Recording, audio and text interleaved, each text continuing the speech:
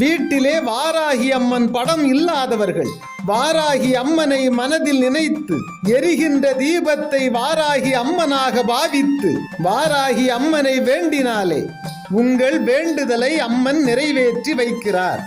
கடன் பிரச்சனை உள்ளவர்கள் தேங்காயை இரண்டாக உடைத்து 2 மூடிகளிலும் நெய் ஊற்றி பஞ்சு திரி போட்டு தீபம் ஏற்றி வாராகி அம்மனை வேண்டினால் கஷ்டங்கள் தீரும், கடன் பிரச்சனைகளில் இருந்து விடுபடலாம்.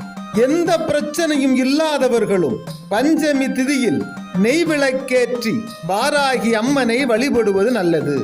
அப்படி தீபம் ஏற்றி வழிபடுகிற போது தீபத்தை அணைக்க கூடாது, முழுதாக எரிந்து தீபம் தானாகவே மலையேற வேண்டும். வளர்பிறை பஞ்சமி திதியில் வாராகியை மனதார நினைத்து வழிபடுங்கள். தீய சக்திகளை விரட்டி நன்மைகளை வாராகி அள்ளித் தருவாள்.